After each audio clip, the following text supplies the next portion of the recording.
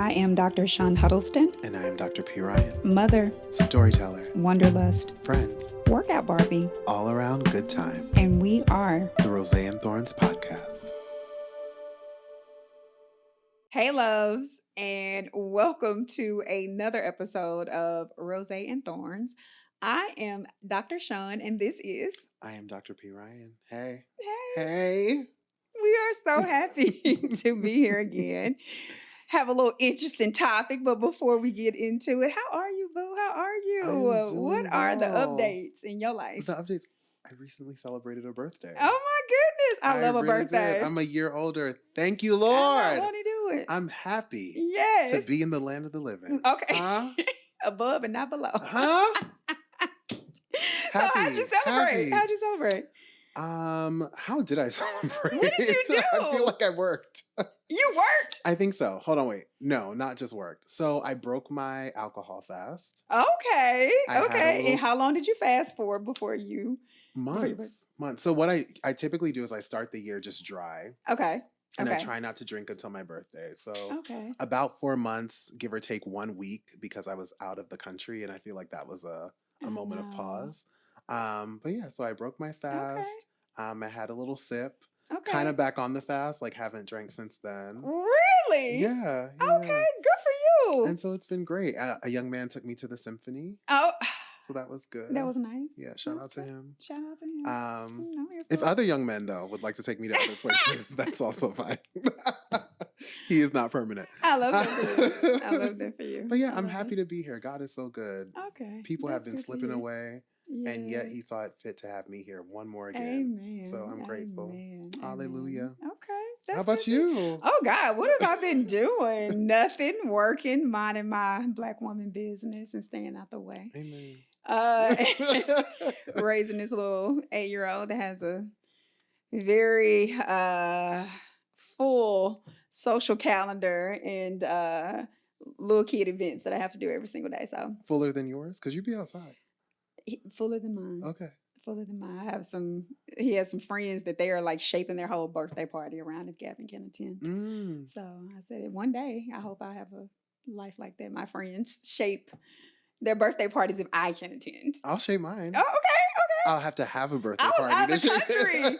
You sure were. You sure were. I was in Mexico City. Oh my God. Wait, can we talk about that low key? Okay, let's do it. So with you being gone, I was like, dang, I don't have friends in the city. like, I mean, I went out with a few people. I do have like a handful of friends. I appreciate y'all.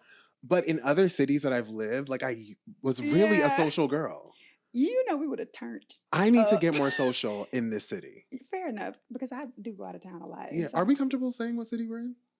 Yeah, we're in Houston. We're in Houston, right? We're in H-Town. I need to get more social in Houston. Yeah. Yeah. Okay. Yeah, I need to do that. I love it. I love it. So recently, one of my friends, they will remain nameless. Name them. Just kidding. I'm not. Name them. She would be like, "Oh my God, I can't believe." Just kidding. So she reached out to me, and she's also in the mental health field. Okay, hey. And she was talking about the number of life coaches that are running around, popping up, giving advice about mental health, about life, about career. And so then it just like started turning my gears about that. I was kind of like, that's a conversation. Yeah. Because I think people are not clear about what a life coach is versus what a mental health professional is.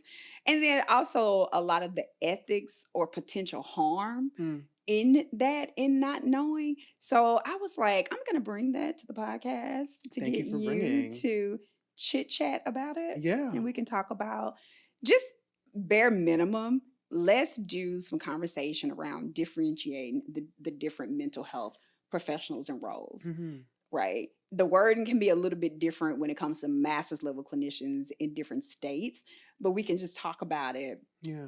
Overall about who's who. Absolutely. Right. Let's do it. So what's a psychologist, friend? A psychologist is a person who holds a doctoral degree. Yes. And who has been licensed. And it has to be an accredited. From an let me tell you something. Hold my hand. Hold my hand. I'm gonna have to hold your hand with a white napkin in between. I'm gonna need you to know.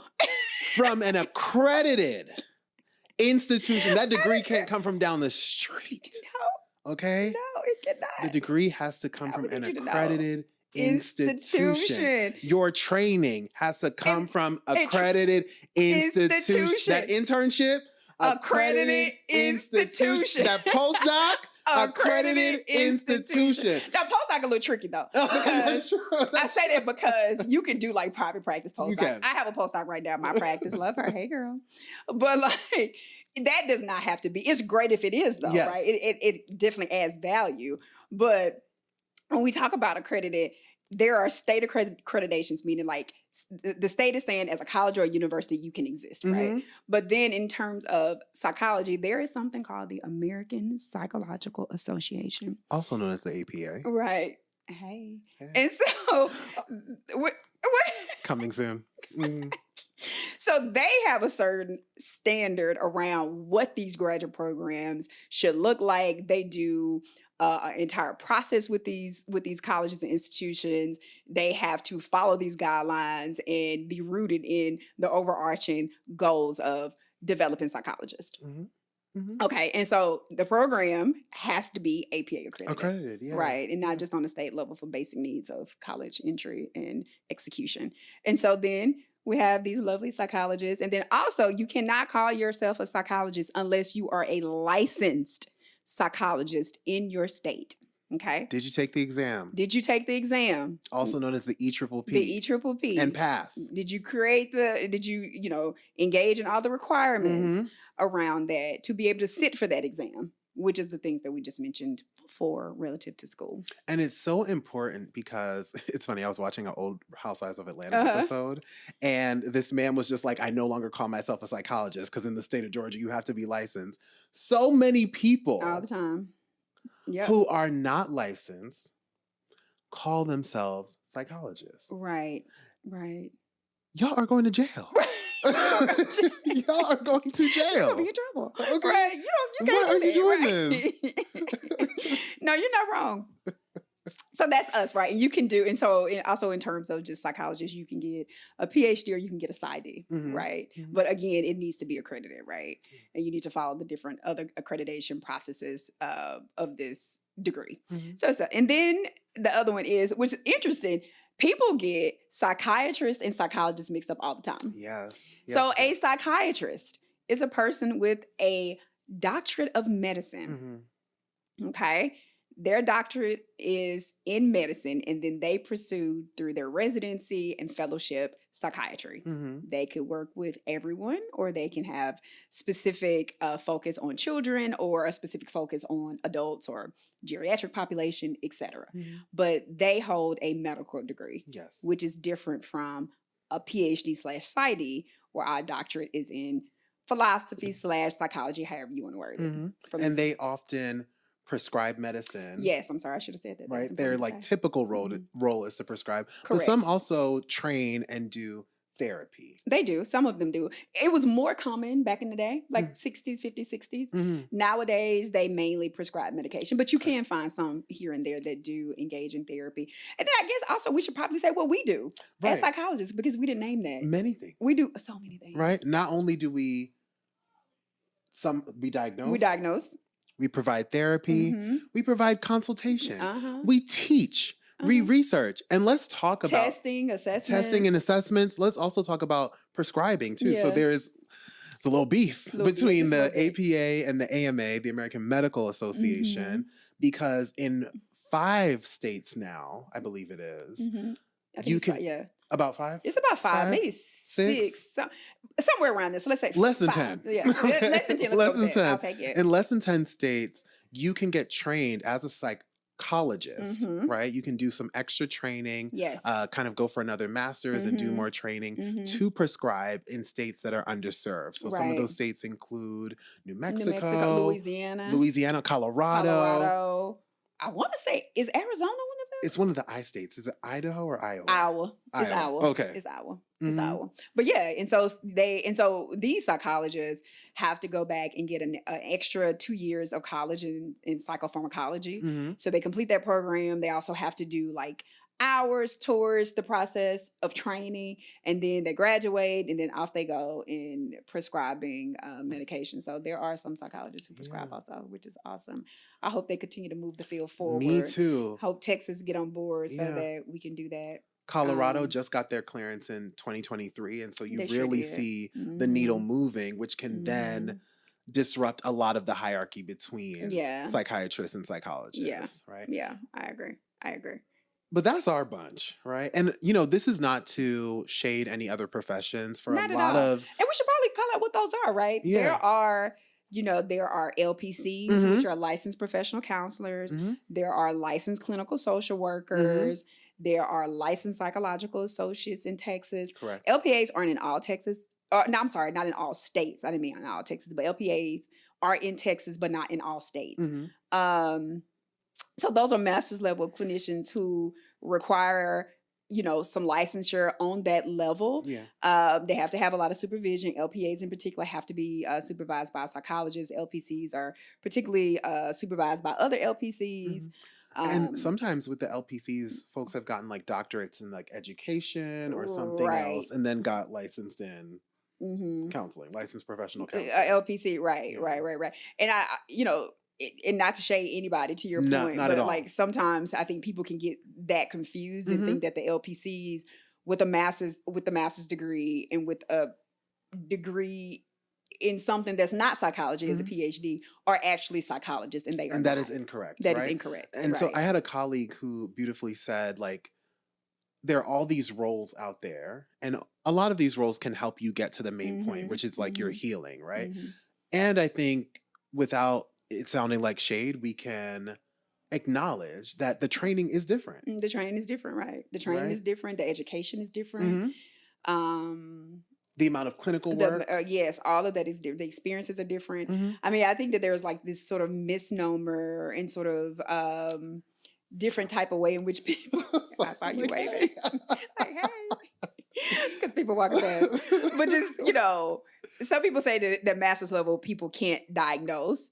Have you heard that before? That they'll say that they should not be diagnosing, but I think sometimes with a lot of experience and work in the field, I think sometimes they can, but definitely they can treat different type of mental health disorders, et cetera. So they definitely hold a lot of value in, being able to be of service in the mental health field. Now, this may invite people to eat me up, but one thing I found, and it's not by people who seek out these services, but it's people who work in the field in different roles. They're like, oh, we all do the same thing. No, we don't.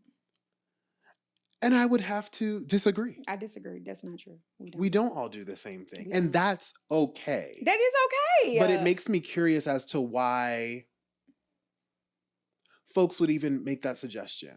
Well, I think that is because of the status of psychologists and the sort of upper epsilon of the experiences that we have, going to school for all these years. PhD for me was 5 years. I went to school 11 and a half years. Lord have mercy. Right. So I think, I think also people not really understanding what our experiences are, the skills that we have to acquire, the amount of school that we have to attend, and they want to sort of minimize that to make it seem like we are the same, and we are not. We are not. But guess what? We can do the same thing. Yeah. Just do the training. The other thing I would like to highlight is just what a life coach is. You're going to have to tell me. Right. I mean, there's somebody who could be a motivator or somebody that we can consider like an accountability partner in some regards, but they don't have no formal degree, nor do they have any license, and they're not regulated by any ethical guidelines, unlike master's level and PhD levels. We are in MD. We're all up under ethical guidelines that we have to follow to do no harm. Yeah. Okay. This is no shade. Well, have you ever had a life coach before? How are you going to coach my life? I'm just confused. I can coach my own. I've never had one either. I'm like, well, I was about to ask you what that's like. And let's say that I was going to go look for one. Okay. You would have to give me receipts of how you've coached your own life. Okay. What does your life look like? Yeah. Show me.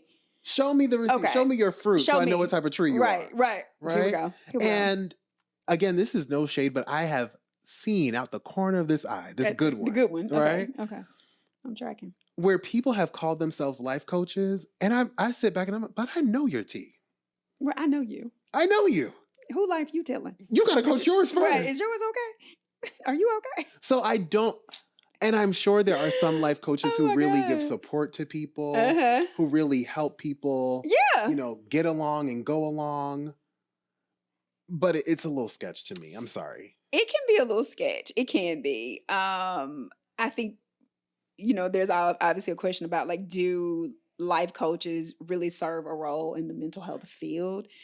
And in terms of helping people navigate life, and maybe to some capacity, right? And I think that oftentimes people seek out life coaches because it seems less stringent of a process than actually having a therapist, right? I think the stigma around seeking out mental health services, things of that nature, is one of the preceptors of why people are like, I get a life coach to work through this. And when you say less stringent, you mean like hard to actually find a therapist, or even hard to find, maybe not have the resources to find one and pay. They can be underinsured or not insured at all. Sometimes life coaches can bend a lot on their prices and things of that nature. And although we can too, to a certain degree, but sometimes, it can look very differently for people who will choose a life coach over like a therapist, for sure.